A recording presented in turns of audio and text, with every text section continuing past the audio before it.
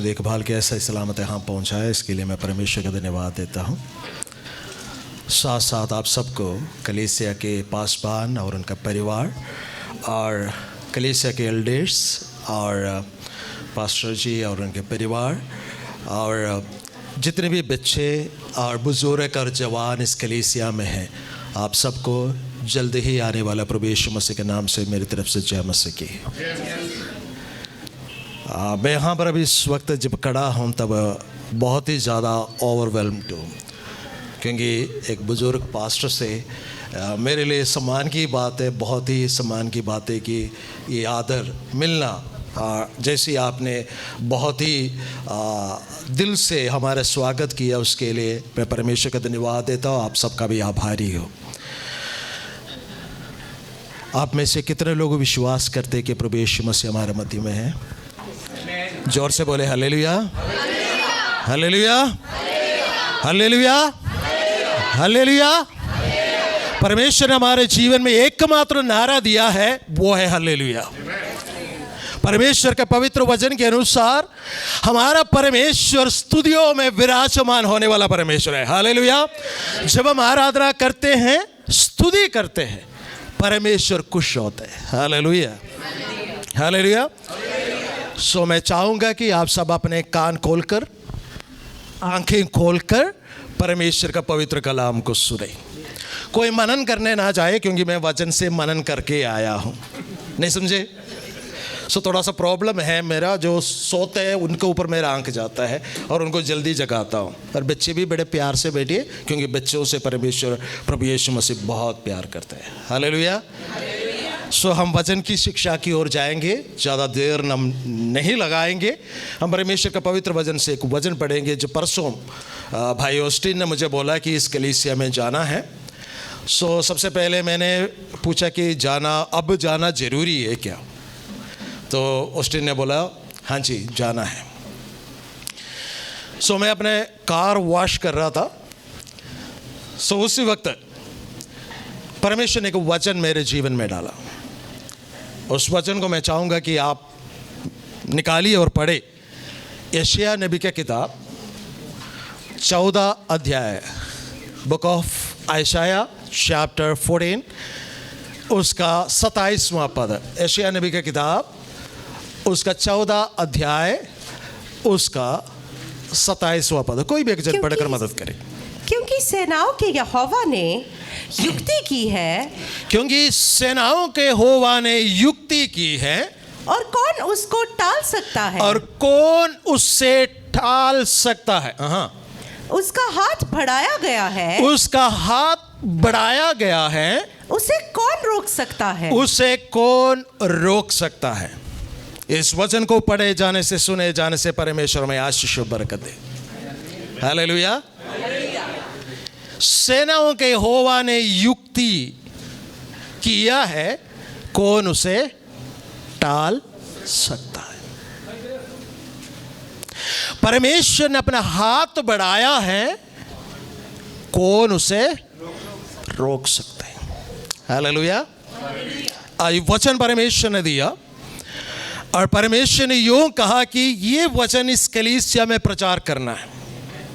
मैं वचन की शिक्षा में जाने से पहले पवित्र आत्मा से होकर इस कलीसिया के पासबान से एक नबूवत की बात मैं कहना चाहता हूं, जो पवित्र आत्मा ने मेरे जीवन में डाला है। अब सालों से कई प्रकार के ट्रांसिशन से होकर गुजरा, लेकिन परमेश्वर आज के दिन से आने वाले सालों में परमेश्वर ने एक ऊंचे पदवी में रखकर इस कलीसिया को पहाड़ के ऊपर बसा हुआ शहर के मानद इस्तेमाल करना चाहते हैं। Hallelujah, hallelujah, hallelujah. हमारा तालियां बजाते हुए हम परमेश्वर का धन्यवाद करेंगे। Praise the Lord Jesus, hallelujah. क्योंकि the Lord has purposed it, क्योंकि परमेश्वर ने युक्ति किया है। परमेश्वर ने क्या युक्ति किया है? परमेश्वर की युक्ति आसानी से किसी के जीवन में पूरी नहीं होता है। ध्यान से सुनना, परमेश्वर की युक्ति आसानी से किसी के जीवन में पूरा नहीं होता है। बहुत ज्यादा संघर्ष का सामना करना पड़ता है। अब्राहम जब परमेश्वर के सम्मुख में अपने औलाद के लिए रो रहा था, प्रभु से कहा कि क्या यहोवा परमेश्वर, ये मेरा दास एलियाजर क्या मेरा वारिस बनेगा? यहोवा परमेश्वर ने बोला नहीं, तू बाहर आ, बलि का वस्तु ले आ, आज मैं तुम्हारे साथ एक एग्रीमेंट करने जा रहा, एक करार करने जा रहा हूं। जब मैं बलि वस्तु लेके आया, शाम का वक्त, तो परमेश्वर उत्तर कर आया और अब्राहम से कहा, अब्राहम तुम्हारे संतान 400 साल के लिए अन्य देश में, पराया देश में गुलाम होकर रहेगा और उसका बाद उन्हें मैं वापस लौटा ले आऊंगा।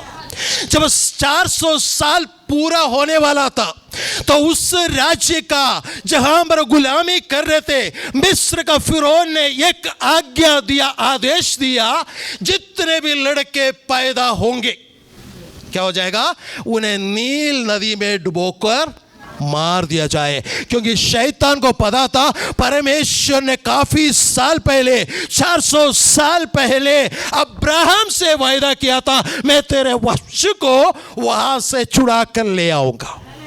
जब परमेश्वर एक योजना मेरे और आपके जीवन में रखते हैं, ना केवल परमेश्वर इस योजना को जानते हैं, इस युक्ति को जानते हैं, बल्कि कौन जानता है?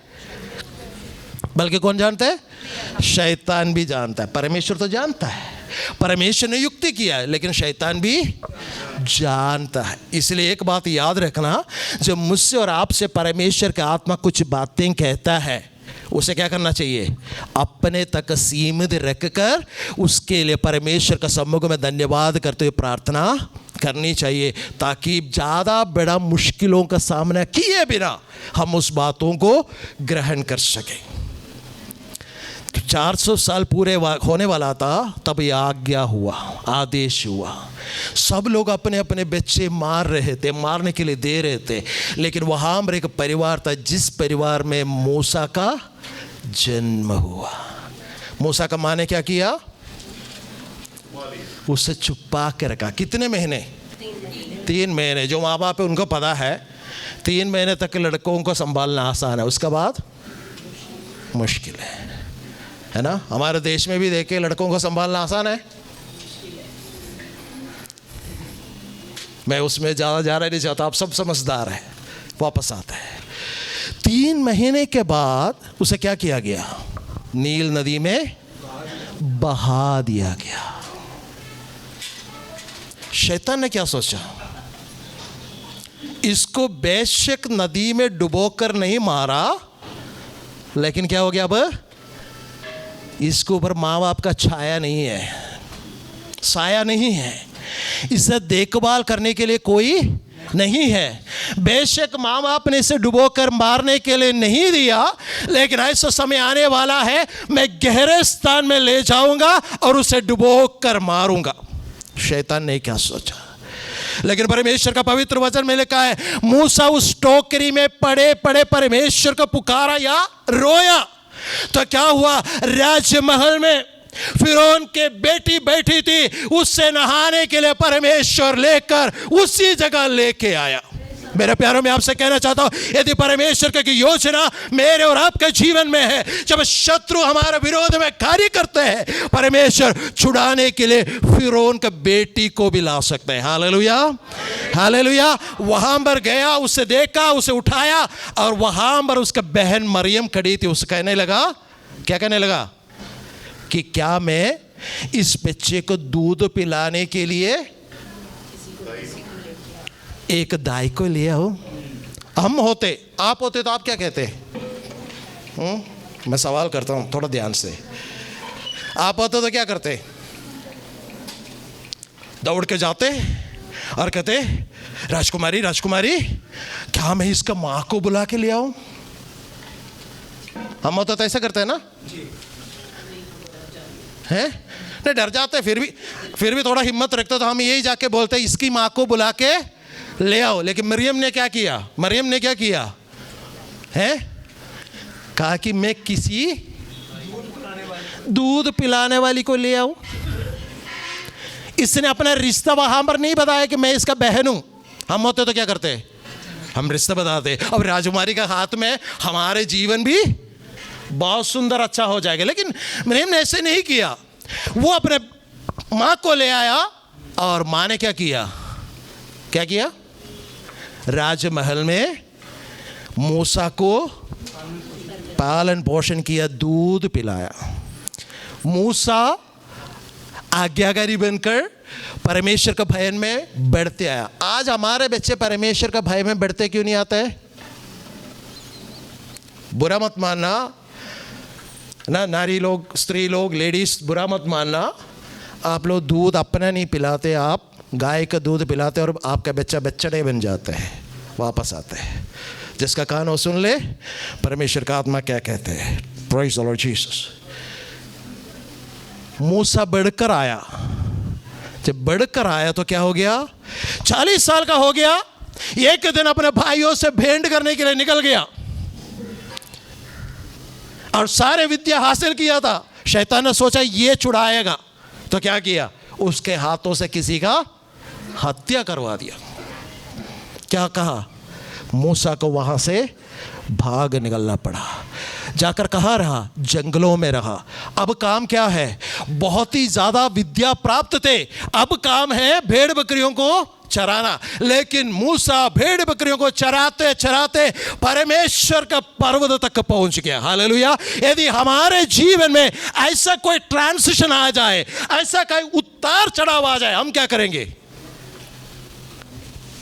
हम क्या करेंगे? परमेश्वर को ही भूल जाएंगे, परमेश्वर को दोष लगाना शुरू करेंगे, हमारा पासवान को कोसना शुरू करेंगे। लेकिन मूसा ने क्या किया? चलते चलते परमेश्वर का पर्वत तक पहुंच गया। मेरे प्यारों में आपसे कहना चाहूंगा कि जो मैं और आप परमेश्वर की उपस्थिति में रहते हैं, हमारे जीवन में मुश्किल की बातें जब आते हैं, अकेलापन महसूस करते हैं, तब किसी और को दोष नहीं देना चाहिए, बल्कि चलते चलते परमेश्वर का पर्वत तक पहुंचना है। जब हम परमेश्वर का पर्वत तक पहुंचेगा, वहां पर क्या होगा?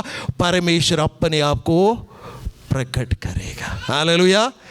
प्रभु यीशु मसीह का मृत्यु से पहले प्रभु यीशु मसीह माउंट ऑफ ट्रांसफिगरेशन में चले गए ना, जहां पर रूपांतर हुआ प्रभु यीशु मसीह के। जब प्रभु यीशु मसीह प्रार्थना करने के लिए उस पहाड़ पे चले गया, वहां पर प्रभु यीशु मसीह से बातें करने के लिए स्वर्ग से 2 लोग उत्तर आया। कौन आया? एलिया और मूसा। क्यों इन दोनों को भेजा? क्योंकि ये दोनों थे जो पहाड़ चढ़कर परमेश्वर से मुलाकात किया। हालेलुया। जब मैं और पहाड़ के सामने घुटने टेककर परमेश्वर से मुलाकात करने जाते, परमेश्वर स्वयं उत्तर कराकर, पहाड़ जीत कर जो प्रभु के पास गए, वो उत्तर कराकर स्वर्गदूतों को भेजकर हमसे बातें करते हैं। हालेलुया। हालेलुया। जिसका कान हो सुन ले परमेश्वर का आत्मा क्या कहती है। Praise the lord Jesus. Hallelujah. आप सब यहीं पर है? मूसा को कहा अब मेरे जन को छुड़ाना है।